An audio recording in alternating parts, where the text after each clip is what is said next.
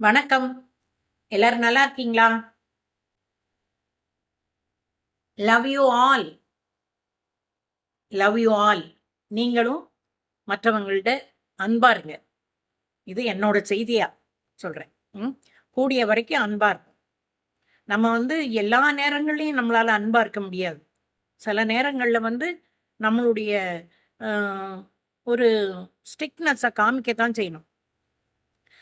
சமீபத்தில எனக்கு அப்படி ஒரு இது வந்தது. கொஞ்சம் மன வருத்தமா தான் இருந்தது. ஆனாலும் வேற வழி இல்ல.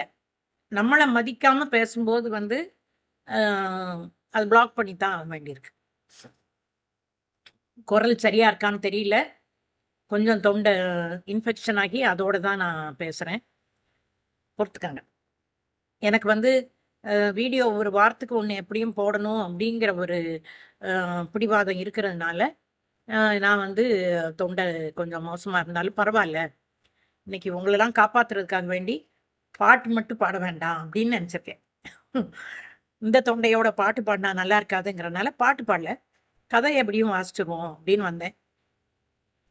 என்ன தொந்தரவு அப்படின்னு பார்த்தீங்கன்னா, ஒரு உமா மகேஸ்வரின்னு ஒரு ஐடி. அவங்க ஃப்ரெண்ட்ஸ்ல தான் இருக்காங்க. நான் அவங்க ஐடிய பார்த்து எனக்கு அ ஓகேன்னு தோணுனதுனால நான் ஃப்ரெண்ட் அக்செப்ட் பண்ண தான் செஞ்சிருக்கேன். ஃப்ரெண்ட்ல இருக்காங்க. மெசஞ்சர்ல எனக்கு நீங்க ஹாய், ஹலோன்னு ஒரு மெசேஜ் அனுப்புங்க அப்படின்னு சொன்னாங்க. இப்ப நான் பதில் சொல்லல. பதிலே போடல. அப்புறம் கொஞ்ச நாள் கழிச்சு மறுபடியும் நீங்க வாய்ஸ் மெசேஜ் அனுப்ப மாட்டீங்களா? அப்படின்னு கேட்டாங்க. இப்ப நான் எதுக்காக வேண்டி அப்படின்னு கேட்கிறப்போ, நீங்க லே லேடியா, ஜென்ட்டாங்கிறது நான் கண்டுபிடிக்கிறதுக்காக வேண்டி கேட்கிறேன் அப்படின்னாங்க. அப்ப நான் சொன்னேன், நான் நெறைய லைவ் வீடியோ போட்டிருக்கேன். கதைகள் வாசிக்கிறேன், பாட்டு பாடுறேன். அ எ என் என்ன நான்னு காட்டிக்கிறதுக்கு நான் எத்தனையோ என்னோட டைம் லைன்ல பண்ணியிருக்கிறேன். அதையும் தாண்டி நான் பெண்ணுன்னு நிரூபிக்க வேண்டிய என்ன அவசியம்? நான் அ வாய்ஸ் மெசேஜ் போட மாட்டேன்னு சொன்னேன். அடுத்து ஒரு 2 நாள் விட்டுட்டு, "அ நீங்க மேலா? ஃபீமேலா?" அப்படின்னு கேட்டாங்க. இப்ப நான் சொன்னேன், "ய எனக்கு உங்க மேல தான் டவுட்டா இருக்கு. நீங்க முதல்ல மேலா? ஃபீமேலா?" அது வரும்ல நமக்கு ஆட்டோமேட்டிக்கா. நம்ம இவ்ளோ விஷயம் சொல்றோம். அதுக்கப்புறமும் நீங்க மேலா? ஃபீமேலான்னு கேட்டாங்கன்னா, "அ எனக்கு உங்க மேல டவுட்டா இருக்கு. அதனால தான் நான் வாய்ஸ் மெசேஜ் அனுப்பல." அப்படின்ன உடனே, கொஞ்சம் ஹார்ஷா, "உங்க வாய்ஸ நீங்களே பத்திரமா வச்சுக்கங்க." இன்னும் அப்படியே கொஞ்சம். உண்மதான். எனக்கு என்னோட வாய்ஸ் ரொம்ப அருமையான வாய்ஸு. அத கண்டிப்பா பத்திரமா தான் வச்சுக்கிறணும். முதல்ல உங்களோட இன்டென்ஷன் என்னன்னு புரியல. ஆ ஒரு விதமா இருக்கிறதுக்கு வாய்ப்பு இருக்கு. அதாவது அவங்களுக்கு நான் ஃபேக் ஐடியான்னு ஒரு சந்தேகம் வரலாம். எனக்கு அவங்க மேல ஃபேக் ஐடியான்னு ஒரு சந்தேகம் வரலாம். அது நியாயமானது. ஆனா, நான் நான் வீடியோ போட்டிருக்கேன்னு சொல்றேன். நான் லைவ்ல வந்திருக்கிறேன்னு சொல்றேன். அவ்வளத்துக்கு அப்புறமும் நீங்க மேலா, ஃபீமேலான்னு கேட்டாக்க, நமக்கு அவங்க மேல டவுட் வருது. அப்பவும் இந்த ஹார்ஷான பதில பார்க்கும்போது, அ நீங்க உங்க வாய்ஸ பத்திரமா வச்சுக்கங்க அப்படின்னு சொல்லும்போது, கண்டிப்பா அவங்க மேலா இருக்கிறதுக்கு தான் வாய்ப்புகள் அதிகம். நெறைய பேரு ஆண்கள் தைரியமானவங்கன்னு சொல்றோம். பெண்களோட பெயருக்கு பின்னால ஒளிஞ்சுகிட்டு தான் நெறைய வேலைகள் பார்க்குறாங்க. ஓகே. அத ஹேண்டில் பண்றது எனக்கு எப்படின்னு தெரியும். அப்படி ஹேண்டில் பண்ணிக்கிட்டேன். அப்புறம் இன்னொரு விஷயம். நம்ம அ பணம் அ பணத்து மேல ரொம்ப ஆசைப்படக்கூடாது அப்படின்னு சொன்னா, அ என் என்னோட வேலை பார்த்தவங்க, கொஞ்சம் என்ன விட கீழ வேலை இருக்கிறவங்க, அவங்க சொல்லுவாங்க, "மேடம் உங்களுக்கு கஷ்டம்னா தெரியாது. அதனால நீங்க இப்படி சொல்றீங்க. பணத்தோட தேவை இருக்கிறவங்களுக்கு பணம் எவ்வளோ முக்கியங்கிறது தெரியும்." அப்படின்னு சொல்றாங்க. பணம் முக்கியம் தான். ஆனா அது நேர்மையான வழியில வரக்கூடிய பணமா இருக்கணும். எனக்கு கஷ்டம் தெரியும். நான் 15 வயசு வரைக்கும் ராஜகுமாரி மாரி வளர்ந்தவ. எங்க அப்பா என்னைய ஒரு பிரின்சஸ் மாரி தான் என்னைய ட்ரீட் பண்ணாங்க. 15 வயசுல திடீர்னு இறந்து போகும்போது கஷ்டங்கள் எல்லாம் வந்தது. அப்புறம் அம்மா ஒரு மாதிரி சமாளிச்சு கொண்டு. அதுக்கடுத்து நான் ஒரு வி வீட்ல அம்மாவோட விருப்பத்துக்கு மீறி நான் கல்யாணம் பண்ணி போகும்போது, அப்போ ரொம்பவே கஷ்டப்பட்டேன். ஆனா, அதுக்கப்புறம் என்னோட வாழ்க்கைய எப்படி உயர்த்திக்கிறணும், அப்படியெல்லாம் அதுக்கேத்த மாதிரி நான் தேர்வுகள் எழுதி ஆஃபீசர் ஆகி, அப்படி வரும்போது என்னோட வாழ்க்கைய நல்லா வசதியாக்கிக்கிட்டேன். பணத்துக்கு என்னோட தேவைக்கு உள்ள பணம் என்ட்ட இருக்கு. அப்போ ஆனா ஒரு விஷயத்துல மட்டும் நம்ம நிச்சயமா இருக்கணும். நேர்மையா வரக்கூடிய பணம் மட்டும் தான் வரணும். இப்ப இத எதுக்காக வேண்டி சொல்றேன்னா, இப்ப கரண்ட்டா உள்ள டாபிக். அதாவது யூடியூபர்ஸ் சிலர் வந்து அரெஸ்ட் ஆயிருக்காங்க. அந்த அந்த பொண்ண வந்து ஆரம்பத்துல இருந்தே நான் கவனிச்சிருக்கேன். ஆரம்பத்துல வந்து வீடியோ போட்டு, அந்த வீடியோ போடுறது அந்த அவங்க சொன்ன காதலன்ங்கிற ஆளுக்கு அது பிடிக்கல. அதனால அவரு என்னைய விட்டுட்டு போயிட்டாரு. அப்படின்னு நெறைய வீடியோ போட்டாங்க. அப்பலாம் கொஞ்சம் பாவமா கூட இருந்தது அவங்க மேல. அதுக்கப்புறம் அந்த பையன தேடியே அவங்க ஊருக்கே போனதா போட்டாங்க. ஆ சொல்வதெல்லாம் உண்மையில கூட வந்தாங்க. அவ அந்த அந்த அப்ப வரைக்குமே அந்த பொண்ணு மேல ஒரு இரக்கமா இருந்தது. இப்படி ஒரு பையன லவ் பண்ணிட்டு, அந்த பையன இப்படி தேடி அலையுதே அப்படின்னு. ஆனா அடுத்து அவங்க செஞ்ச காரியங்கள், இப்ப கேள்விப்படுற விஷயங்கள் எல்லாம் பார்த்தாக்க, எப்படி வந்தாலும் பரவால்ல பணம் வரணும் அப்படின்னு நெனைக்கிறது, நம்மள வந்து அழிவுல கொண்டு நிறுத்திரும். ஏன்னா, முதல்ல வந்து ஒரு செயல் செஞ்சு பார்ப்பாங்க. அது கொஞ்ச நாளைக்கு ஓடும். அதுக்கப்புறம் அது அலுத்துரும் மக்களுக்கு. ஆனா நம்ம மக்களையும் குறை சொல்லணும். நல்ல விஷயங்கள் எவ்வளவோ நம்ம சொல்றோம். அதெல்லாம் 50 பேரு, 60 பேர் தான் பார்க்குறாங்க. இத லட்சக்கணக்குல போய் பார்க்குறாங்க. அ ஒரு அ நமக்கே தவறுன்னு தெரியுது. அந்த அந்த பெண்கள் வந்து ஒரு பண தேவைக்காக வேண்டி, உடம்ப காட்டி பணம் வருதுங்கிறத கண்டுபிடிச்சுட்டு செய்றாங்க. அப்புறம் போலீஸ்ல மாட்றாங்க, மாறுறாங்க. இப்படியெல்லாம் போகுது. இது அடுத்தடுத்த கட்டத்துக்கு போயி, இப்ப ரொம்ப தீவிரமான ஒரு நிலைமையில தான் வந்து அரெஸ்ட் ஆகியிருக்காங்க. அதனால அ ப பணம் தேவைங்கிறத நம்ம நினைக்கலாம். ஆனாலும் அது நேர்மையான முறையில தான் வரணும். அப்படிங்கிறதுல நம்ம கொஞ்சம் உறுதியா இன்னைக்கு நான் வந்து வாசிக்கிற கதை, ஜோதிர் லதா கிர்ஜா அம்மா எழுதின புகைங்கிற கதை. இவங்க வந்து அ இவங்களோட ஊர் வந்து வத்தலக்குண்டு. எஸ்எல்சி தான் படிச்சிருக்காங்க. கொஞ்சம் ஹிந்தி அந்த காலத்துல எல்லாருமே ஹிந்தி படிப்பாங்க. அதனால கொஞ்சம் ஹிந்தி தெரியும்னு போட்டிருக்காங்க. அவங்க பள்ளி பருவத்துல இருக்கும்போது வந்து, ராக்கி ரங்கராஜன் அவர்களால குழந்தை எழுத்தாளரா அறிமுகமாயிருக்காங்க. அப்புறம் நெறைய எழுத்தாளர்களால அவங்க ஊக்குவிக்கப்பட்டு கதைகள் எழுதியிருக்காங்க. அவங்களோட கதைகள் வந்து ரொம்ப ஒரு சமுதாய நோக்கோட இருக்கும். ஆ அந்த கொஞ்சம் பழைய காலத்து கதைகள் மாரி இருந்தா கூட, அதுல கொஞ்சம் நான் இப்ப கரண்ட்டா வாசிக்கிறதுக்கு பொருத்தமா இருக்கிற கதைன்னு நெனச்சு தான், இந்த புகைங்கிற கதைய எடுத்திருக்கேன். இது வந்து மனசு அப்படிங்கிற அ சிறுகதை தொகுப்புல உள்ள கதை. கதையோட பேரு புகை. கண்ணப்பன் எரிச்சலுடன் எழுந்தான். சமையற்கட்டிலிருந்து கிளம்பி வந்த புகை கண்ணை கரித்ததுதான். அந்த காலத்துலலாம் அ அடுப்பு, விறகடுப்பு புகையும். அவனது எரிச்சலுக்கு காரணம். புகையின் விளைவாக கண்களில் நீர் சேர்ந்ததால் படிக்க முடியாமல் போன எரிச்சலுடன், "காந்திமதி, காந்திமதி, என்னது இது? வீடு முழுக்க புகைய விட்டுக்கிட்டு" அ என் எனக்கும் ஞாபகம் இருக்கு. எங்க வீட்ல அந்த விறகு அடுப்பு, உமி அடுப்பு எல்லாம் இருந்தது. புகை வருதுங்கிறதுக்காக வேண்டி அந்த கிச்சனோட டோர வந்து சாத்திருவோம். வீட்டுக்குள்ள வரக்கூடாதுன்னு. அந்த சமையலறையில இருந்து வேலை செய்றவங்க உண்மையிலேயே ரொம்ப பாவம் தான். நம்ம மத்தவங்க எல்லாம் அந்த புகைக்குள்ள இருக்கக்கூடாதுன்னு கதவ சாத்திக்கிட்டு இருப்போம். தானும் கண்களை கசக்கிக் கொண்டு அங்கிருந்து வெளிவந்த காந்திமதி, "என்ன செய்றது?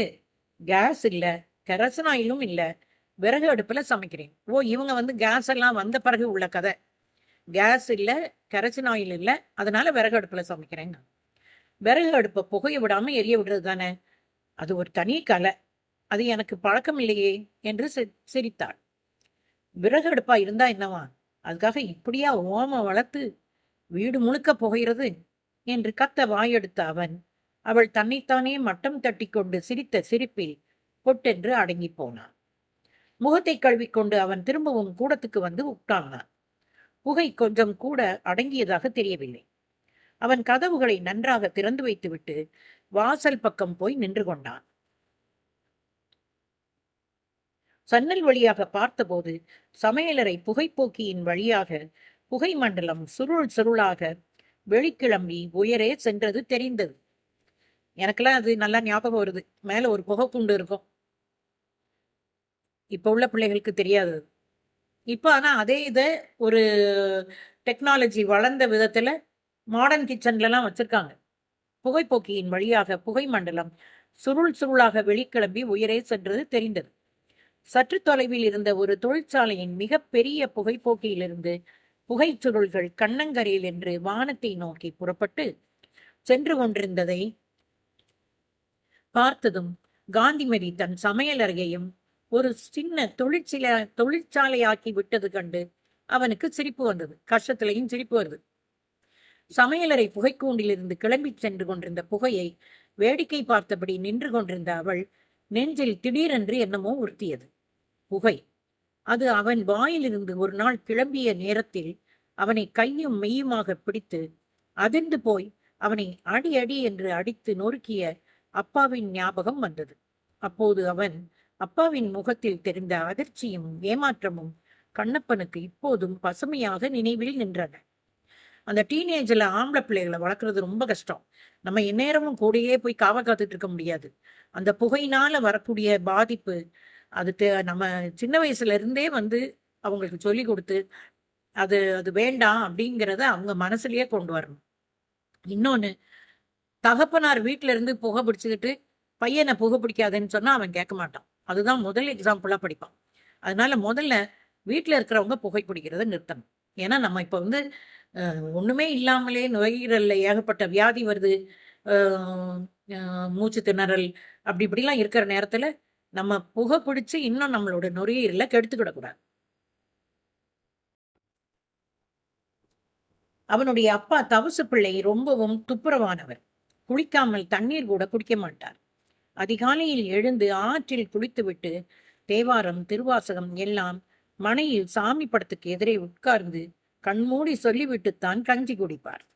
காலையில் தம் நெற்றியில் அவர் இட்டுக்கொள்ளும் திருநீற்று கோடுகள் மாலை வரை மறையாம். பெரிய கண்கள்.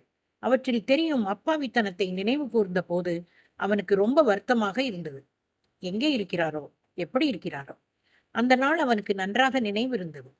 அப்பா ஆற்றுக்கு குளிக்கப் போயிருந்த வேளையில் அவன் கால் மேல் கால் போட்டு நாற்காலியில் அமர்ந்து கொண்டு அவர் குளித்துவிட்டு திரும்ப குறைந்தது அரை மணியாவது ஆகுமே என்கிற திண்ணக்கத்தில் அவருக்கு தெரியாமல் வாங்கி வைத்திருந்த சிகரெட் ஒன்றை எடுத்து பற்ற வைத்து புகைக்கலானான்.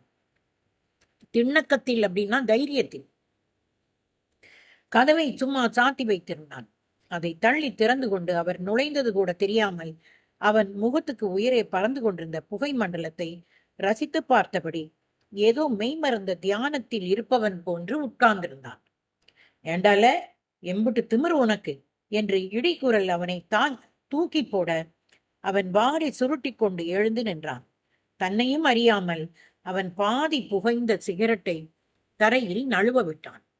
வாயை மூடிக்கொண்டதில் புகை மண்டைக்குள் ஏறி உச்சந்தலையில் சுற்றி கண்களை எரித்தது. அவன் தும்மி திணறினான். அவனது அவஸ்தையால் மேலும் எரிச்சல் அடைந்தவர் போல தவசு பிள்ளை மாற்று வேட்டியை எடுத்துச் செல்ல திரும்பி வந்திருந்தவர் அவன் மேல் பாய்ந்து அடிக்கத் தொடங்கினான். கண் மூக்கு பாராமல் அடித்து நொறுக்கினார். அந்த காலத்துல எல்லாம் பிள்ளைகளை ரொம்ப அடிப்பாங்க. ஆனா அது இல்லாமலும் கூட வளர்த்துருக்கலாம். ஆனா அவங்களுக்கு தெரிஞ்சது கண்டிப்புங்கிறது அடிக்கிறது. போடா வெளியில நாரப்பையில, சிகரெட்டா பிடிக்கிற? ஊருக்கு போயிருக்கிற உங்க அம்மா வரட்டுண்டா, அப்படியே பூரிச்சு போயிடுவான். தேவாரமும் திருவாசகமும் சொல்றவன் வயிற்றுல பிறந்துட்டு வாயாலே புகையா ஊதுற? உன்னைய சொல்லி குத்தம் இல்லடா, உன்னைய படிக்க வைக்கிறேன்ல, அந்த என் புத்தியை தாண்டா செருப்பால அடிச்சுக்கிறனும் என்று ஒன்றுமே பேசாமல் அடிக்கத் தொடங்கியவர் கைகள் ஓய்ந்த போது இப்படி சொன்னார். சொல்லிவிட்டு திரும்பவும் அடிக்க தொடங்கினார். அதற்கு மேல் கண்ணப்பனால் தாங்க முடியாமல் போயிற்று. நிறுத்துங்க என்று கத்தினான். அவன் கத்திய கத்தலில் அவர் சட்டென்று அடிப்பதை நிறுத்தினார். இனிமே பட்டு அடிச்சிங்க மறுவாதி கட்டி போயிடும். ஆமா, நான் சிகரெட்டு பிடிக்கிறதும் பிடிக்காததும் ஏன் இஷ்டம், நீங்க யார் கேட்கறதுக்கு? என்னது, நான் யாரா? உங்க அப்பன்டா. நான் கேட்காம உன்னைய வேற யாரா கேட்பாங்க? சோறு போடுறதுக்கும் படிக்க வைக்கிறதுக்கும் தான் அப்பனும் ஆத்தாளுமா? தப்பு செஞ்சா தட்டி கேட்க கூடாதாடா? ஏண்டா டேய், இப்ப என்ன நான் தப்பு செஞ்சு போட்டேன்? சிகரெட் குடிக்கிறது தப்பா? என் கிளாஸ் பசங்க எல்லாரும் தான் குடிக்கிறாங்க. முத்து குடிக்கிறான், ஏழுமலை குடிக்கிறான், அப்புறம் சாமிநாதன் பிடிக்கிறான். நான் பிடிச்சா மட்டும் என்ன தப்பு? நீ ஏன் காசு கொடுத்த? பையன் நீ என்று ஒருமைக்கு தாவி மரியாதை குறைச்சலாக தம்மை விழித்த அதிர்ச்சி நெஞ்சின் மீது மற்றொரு அடியாக விழ அவர் கண்களை விரித்து கொண்டு நின்றார். பாசமா நீ நான் பல இடங்கள்ல சொல்லுவாங்க அப்பாவ.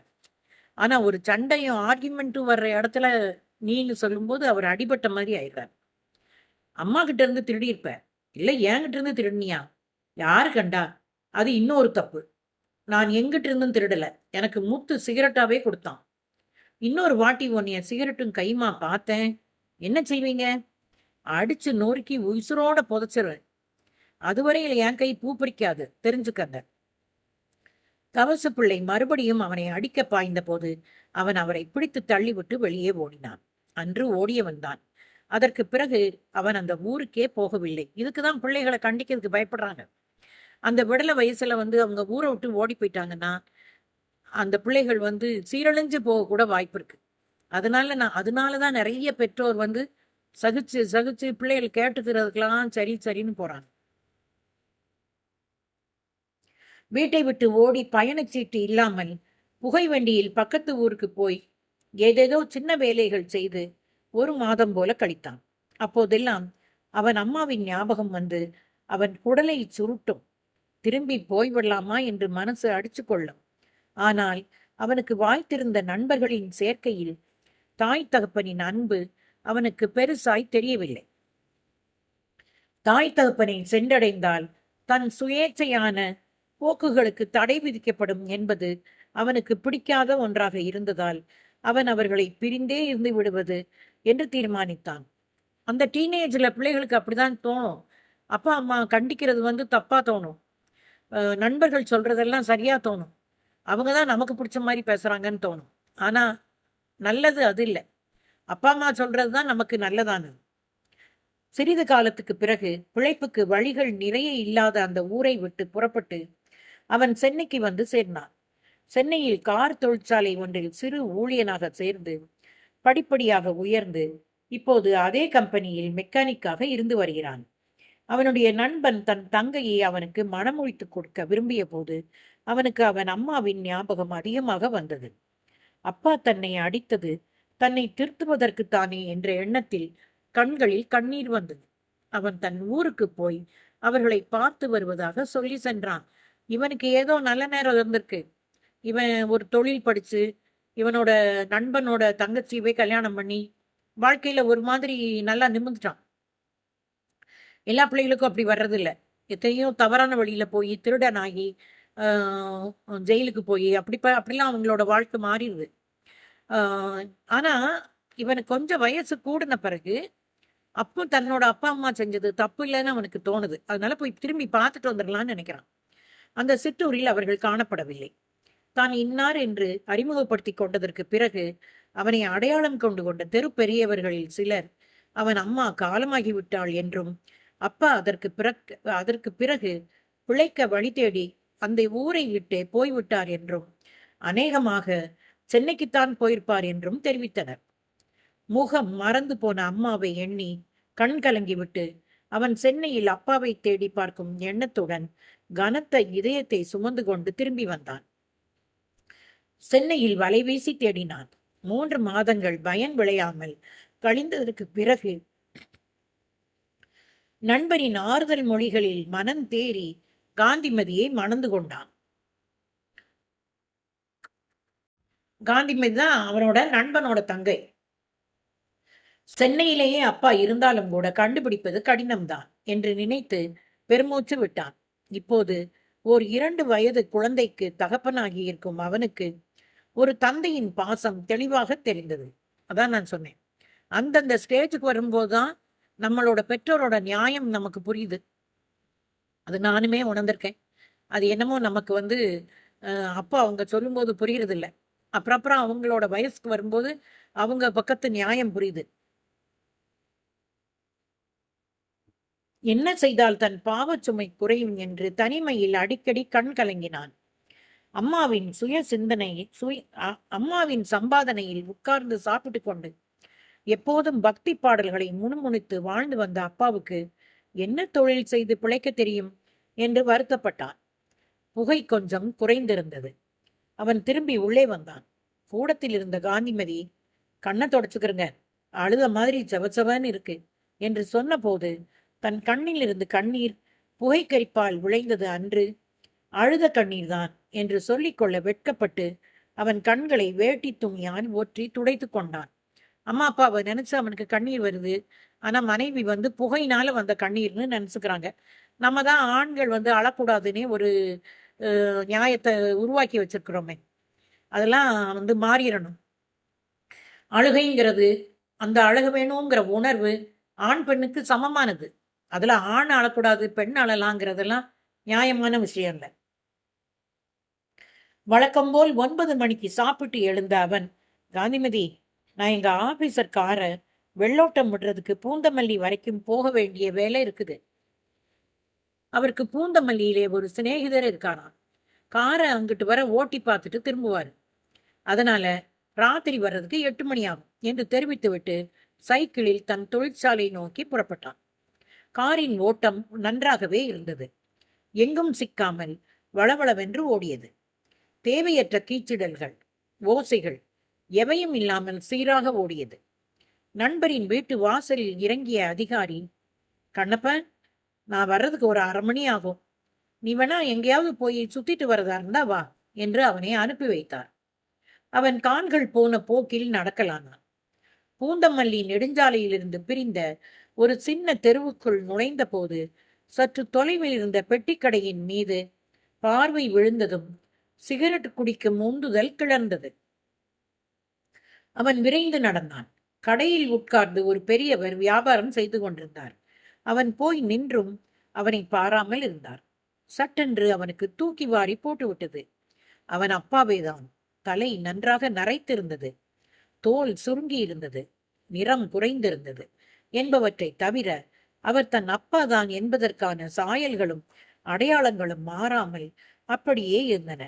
கடையில் ஒரு பொடியனும் இருந்தான். இதுல ஒரு நல்ல விஷயம் என்ன சொல்லணும்னா, இப்ப நிறைய சட்டத்திட்டங்கள் கொண்டு வந்து பொது வழியில ஸ்மோக் பண்ணக்கூடாது அப்படின்னு ரூல் கொண்டு வந்திருக்காங்க. ஆனாலும் சில இடங்கள்ல புகை பிடித்து நம்ம முகத்துக்குள்ள வர்றது நடந்துக்கிட்டு தான் இருக்கு. அது போலீஸ் இல்லாத இடங்கள்ல பிடிச்சிட்டு தான் இருக்காங்க. ஆனா புகை பிடிக்க பொது இடங்கள்ல பிடிக்க கூடாது அப்படின்னு ஒரு சட்டம் கொண்டு வந்தது ரொம்ப நல்ல சட்டம். இவனை பார்த்ததும் என்ன வேணும் என்று அந்த பையன் கேட்டான். அவன் தன் போக்கில் ஒரு வில்சன் கொடுப்பா என்றான். அவனை எடுத்து கொடுத்தான். அவன் சிகரெட்டை பற்ற வைத்துக் கொள்ளாமல் சட்டை பையில் போட்டுக்கொண்டு கவனித்தான். அந்த பெரியவர் ஒருவேளை தன் அப்பாவை போன்ற சாயலை முழுக்க முழுக்க கொண்டவரோ என்று ஒரு கணம் நினைத்தான். ஆனால் அது சரியாக இருக்காது என்று பட்டது. பெரியவர் அசையாமல் வெறித்த பார்வையுடன் உட்கார்ந்து கொண்டிருந்தார். அவருக்கு கண் பார்வை சரியில்லை என்பதை கண்ணப்பன் அந்த சில நொடிகளில் தெரிந்து கொண்டான். தம்பி, இங்கிட்டு வா சொல்றேன் என்று அங்கே இருந்த பையனை சற்று ஓரமாக அழைத்தான். பையன் வியப்புடன் வந்ததும், அந்த பெரியவருக்கு கண் பார்வை சரியில்லையா என்று விசாரித்தான். ஆமாங்க, அவருக்கு மாலை கண்ணுங்க. 7 மணிக்கு அப்புறம் கண்ணு தெரியாது. அவர் பேரு தெரியுமா உனக்கு? தவசு பிள்ளைங்க. தன் ஊகம் சரிதான் என்பது இப்போது கண் கூடாக தெரிந்து விட்டதால் கண்ணப்பனின் கண்களில் குபீர் என்று கண்ணீர் திமிரியது. எத்தனை நாளா இங்கே கடை வச்சிருக்கீரு? எத்தனை நாளா இங்கே கடை வச்சிருக்காரு அந்த பையன்கிட்ட கேட்கிறான். ரொம்ப நாளாங்க. ஆனா இப்ப 1 மாசமா தான் மாலை கண்ணு. அதனாலதான் 7ல இருந்து 8, 8:30 வரைக்கும் என்னை உதவிக்கு உட்காத்தி வச்சிருக்கிறார். மாசம் 5 ரூபா கொடுப்பார். நான் கடையில உட்கார்ந்து படிச்சுக்கிட்டே வியாபாரத்தையும் பார்ப்பேன். பெரியவர் வீடு எங்கிட்டு இருக்கு? அதோ எதிரில இருக்குது பாருங்க. அந்த சின்ன குடிசையில இன்னொரு கிழவனோட இருக்கார். கடை எப்ப திறப்பாரு? காலையில 7க்கு திறப்பார். ராத்திரி 8:30க்கெல்லாம் மூடிடுவார் என்ற பையன். ஏங்க, நீங்க யாருங்க? அவருக்கு ஏதாச்சும் சொந்தமா? கண்ணு கலங்கி இருக்குதே என்ற பையன் சூட்டிப்பான பையன். சந்தேகப்பட்டுட்டான். கெட்டிக்கார பையன் என்று மனதுக்குள் பொடியனை மெச்சிய கண்ணப்பன், ஆமா, ஆனா இப்ப நீ எதுவும் சொல்ல வேணாம். நாளைக்கு காலையில நான் அவர் வீட்டுக்கே வந்து பேசுறேன் என்றான். ஏங்க, இப்பவே பேசுங்களேன். இப்ப சமயம் சரியில்லைப்பா. ஆனா நீ ஒண்ணும் அவர்கிட்ட சொல்லாத, இப்ப இந்தா இத வச்சுக்க என்று அவனிடம் 1 ரூபாயை கொடுத்தான் கண்ணப்பன். இது கொஞ்சம் முன்னாடி உள்ள கதை, அதனால 1 ரூபாலாம் கொடுத்துருக்கிறார்.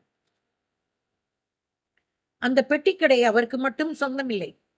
குடிசையிலே அவர் கூட இன்னொரு பெரியவரும் இருக்காருன்னு சொன்னேன்ல, அவரும் இவரும் சேர்ந்து வச்சிருக்காங்க. அவர் தள்ளாதவர், அதனால உள்ளாரவே இருப்பார்.